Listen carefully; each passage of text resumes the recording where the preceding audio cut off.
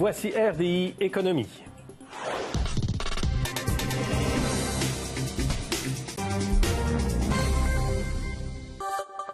Avec nous, Monica Gattinger, qui est professeure à l'École d'études politiques de l'Université d'Ottawa, spécialisée dans les questions énergétiques. Bonsoir, Madame Gattinger.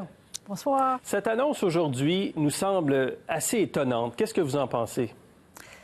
Bien, d'une façon, c'est pas étonnant dans la mesure où le gouvernement fédéral s'est dit prêt à faire tout quasiment pour assurer la construction de ce projet. Ce qui est un peu plus étonnant parfois, c'est justement les mesures que le gouvernement compte faire. L'acquisition de l'oléoduc, là, c'est un peu plus surprenant comme mesure. C'est quoi le signal qu'envoie le gouvernement Trudeau? Qu'est-ce qui est derrière et qu'est-ce qui est fondamental dans cette décision? Ce projet-ci va représenter un précédent important pour tout futur projet énergétique et même au-delà du secteur de l'énergie au Canada.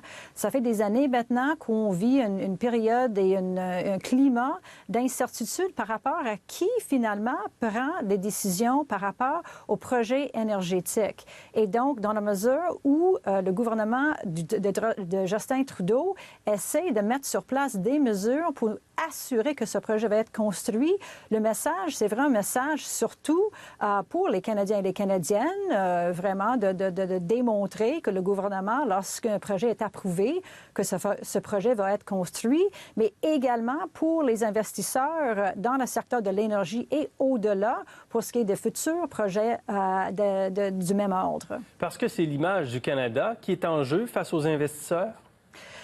Oui, c'est certainement un des enjeux principaux. C'est justement ça.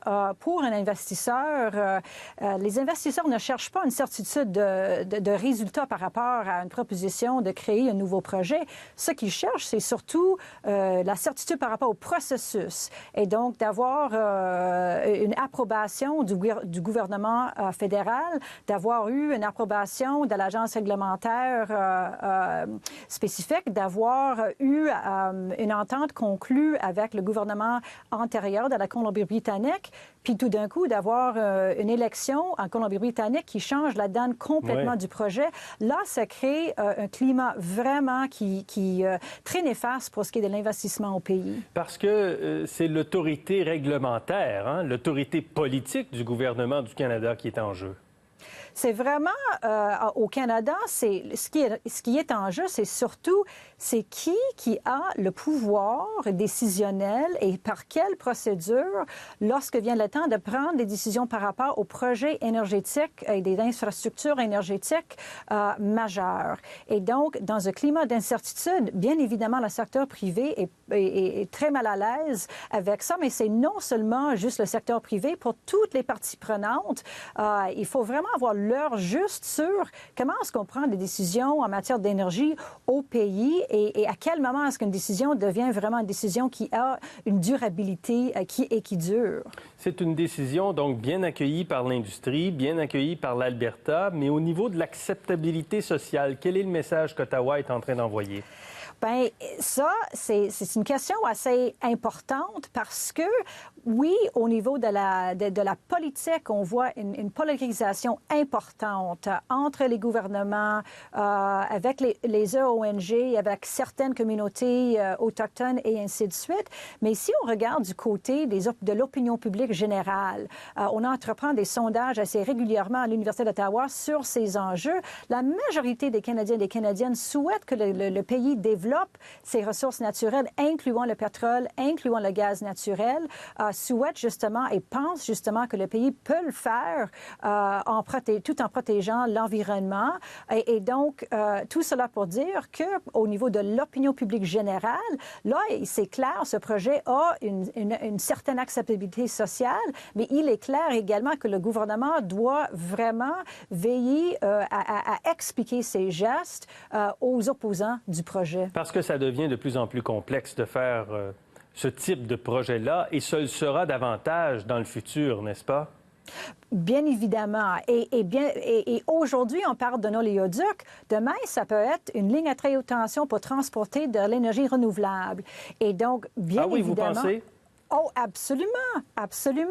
Parce que tout projet énergétique a des conséquences environnementales, a des enjeux par rapport aux communautés autochtones, a des enjeux politiques et ainsi de suite. Plusieurs projets qui sont de type de grands projets d'ordre importante va avoir des controverses avec. Et donc, d'avoir un cadre réglementaire, un processus de prise de décision qui soit clair pour toutes les parties prenantes, non seulement juste les investisseurs, mais également les communautés autochtones, les autres paliers gouvernementaux. Là, ça devient hyper important, non seulement pour ce projet-ci, mais pour tout projet qui viennent dans le futur. Cela dit quand même, est-ce qu'on va trop loin aujourd'hui quand on voit un gouvernement acheter comme ça un projet et son expansion aussi? On pourrait espérer qu'il s'agit d'une mesure exceptionnelle.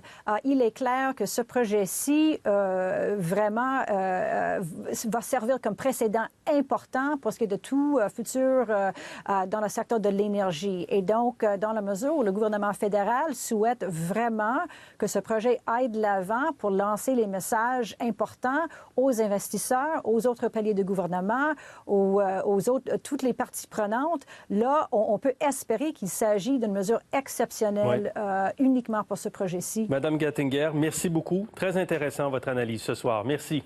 Je vous en prie.